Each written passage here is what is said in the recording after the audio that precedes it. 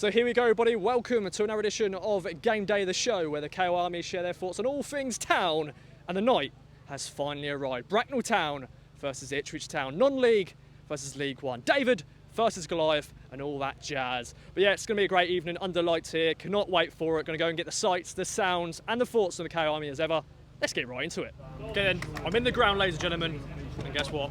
I've got my hot dog. I want to go and eat this before the players get here, the fans get in the ground. See you in a bit, ladies and gentlemen. Let's go.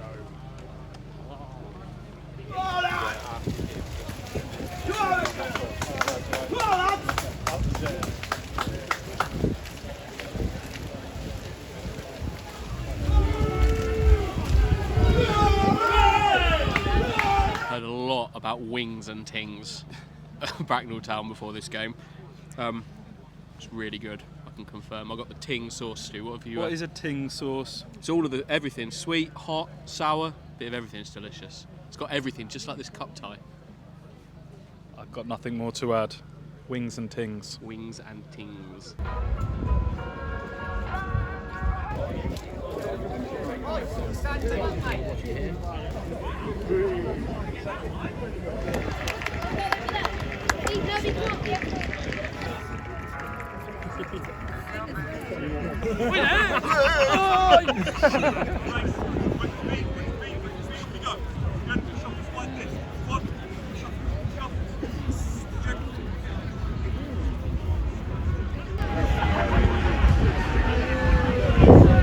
Okay then, team news is just dropped, and guess who I've just bumped into?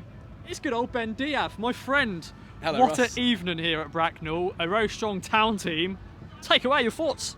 Yeah, very strong. I think all town fans either here tonight or switching on ITV4 will be pleased to see that we've gone strong. Halaki in goal deserves to play in these cup competitions, so it'd be good to see him tonight. Looks like Janoi will be at right back. I'd imagine him or Keogh at centre half will be. Oh no, because we've got Morsey in midfield, so he's be skipper. So yeah, Burgess Morsey and starting. Keogh. Yeah, Morsey starting. Big reveal. Yeah, Burgess and Keogh at centre half with Kane Vincent Young at left back. Always like watching Kane play. Always quite dynamic down either side, whichever way he plays. So looking forward to seeing him. Midfield looks like Ball and Morsey will be holding. Obviously, Morsey will probably be allowed to get a bit of licence to get forward with Ball in there with him. And then obviously the boy wonder, Cameron Humphreys, is playing again, which after Port Vale, it'll be excellent to see him get hopefully another 90 minutes under his belt. And then a front three of Jackson, Edwards and Big Fred through the middle. Bring on, my friend. One of a kind fixture. I'm not going to ask your prediction, but tonight's going to be a special night for Bracknell and just for us, just to be here for the first time. Yeah, I think from my point of view, and I'm sure Ipswich fans that are here tonight, it feels like almost like a once in a not very many times we'll get to do this, hardly ever again, and that's no disrespect to Bracknell. The setup here looks absolutely fantastic. The pitch looks in very good condition. There's a really nice sort of friendly atmosphere at the moment. Hopefully that will continue throughout the 90 minutes and we get a comfortable win. That's as much as I'm going to predict. I think we'll win comfortably, Ross. Thanks, my friend. Bring it on!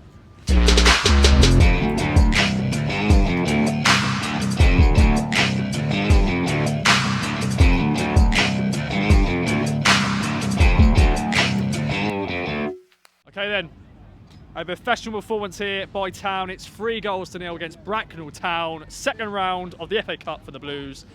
Danny boy, great evening, first of all, before we get into the game. Yeah. Loved it. Yeah. Absolutely loved it. Reminded me as a kid when I started watching on League tonight, you know, close to the action, really sound people, good little atmosphere, thriving little ground, and yeah, it's a really good occasion, and we won an FA Cup game, you know. Is this the new thing in the Kieran McKenna? This is what we do, but, you know, as for the game, first 10 minutes, unsurprisingly, they got right in our faces. The wind picked up, it started to rain, the crowd got behind them, and to be fair to them, they didn't give us much time on the ball, and we started to get a foothold in the game. Massive shout out to their keeper. Yes. Sorry, I don't know his name, but he made a couple of really good saves in the first half, and then he carried on with another brilliant save in the second half from Ladapo, and it was, I think, 0-0. After about an hour, but we kind of did tonight in some ways what we've been doing in the league, kept the ball, controlled the game, didn't give away any chances really, and then, to be honest, I think 3-0 is a fair result in the end. they weren't disgraced, but we got what we deserved, and I thought some really nice football as well. Some, just the patterns of play and the passing and the moving and the goals coming down the wing and own goal, and then obviously Freddie got his goal and Kamara got his, a lovely little finish.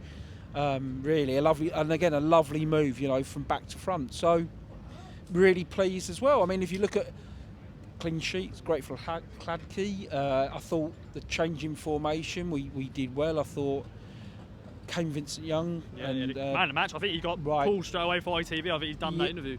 What an asset he is when he's fit. I really do like him as a player, and if we can keep him fit, I thought Burgess was excellent. Yes. the mask. Yeah, Phantom of the Opera. Yeah, the Scottish Zorro. Yes. He played really well, and we needed a few calm heads in there, and I think McKenna got the team right, and I think it was a nice little touch to see Boabo come on at the end with Agbadji. So all in all, and just great occasion. Great occasion. So I'll be keeping an eye out for their scores, and hopefully we can keep going. Yes, my friend. Cheers, man. Thank you, mate. Okay, up next, I'm joined by Rob, Bracknell Town fan. Looking good, my friend. Yes. Your boys did you proud, didn't they? They did. They absolutely played a blinder. Yeah, we didn't score any goals, but you know what? It's part of the FA Cup. I was just blown away this evening by all the Ipswich fans. What lovely people, lovely people. I spent most of the time at the other end with the Ipswich fans. Absolutely loved them tonight. Let's talk about the game as a whole, because first half 0-0. Your boys had a few chances. You had a long throw like that. Unfortunately, the first goal was an own goal from your skipper. But overall, good performance from Bracknell. Yeah, gave it their all. Absolutely gave it their all. And Michael Eacott, the goalkeeper, he made some great saves this evening. Great saves. Got to give it to all of them. If I was voting for man of the match, I'd certainly say give it to the whole lot for Bracknell. Definitely. It's one of a kind evening for yourself, for everyone involved with Bracknell. Hopefully many more other nights like this for you guys. Hopefully a successful season for you. Any other words? I just wish Ipswich the very best for the rest of the season. I'd like to see him have a decent cup run now. Really would like to see it. It's just been an absolute honour to have Ipswich Town at our grounds. It's been brilliant, and thank you all. So, man, cheers, man. Thank you very much. You. Okay, then Ben Diaf, thanks for joining me once again. You joined me for team news. We just witnessed Town beat Bracknell Town 3-0. Fair play to the boys in red and black, but Town are through. Before we get into the game, you had some insight. You were right near the away dugout. Kieran McKenna, all his coaches, the substitutes. What was that like? Yeah, it's really interesting. A little bit different than being sat in the Sir Bobby Robson stand. So really interesting evening from that respect. Really good to get these seats right next to the away dugout. Kieran is everything that you think he is in terms of the way he conducts himself. Very calm on the touchline. The way he's got to get his message across, he does have to raise his voice, but not in an angry way, just to try and get it across the pitch. But his assistants do the same.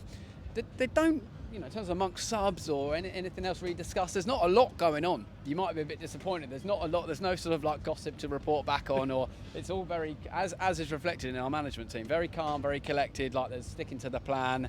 There's bits and pieces and says who needs a drink. Is maybe we could have passed it here or there, but other than that, no exclusive gossip that I can pass over. Just very calm and collected. Very interesting to see that, but nothing more than what we expect from the way the club's going at the moment. Definitely. Well, let's talk about on the pitch then. Currently in the background, I don't know if you can hear it, there's a bit of a rave going on. I swear it's been a rave going on the whole 90 minutes. I think where the VIPs are, they're just tuning out music left, right and centre. But 3-0 win, my friend. First half, 0-0, but they did professional performance in the second half.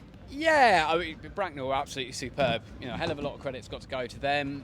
I think no different in terms of our game plan. I don't think in terms of the when we play League One, we keep the ball, try and tire our teams out, and I think the way that Bracknell play in terms of their level of football, they're they're not going to be as physically fit as we are, with us being professionals.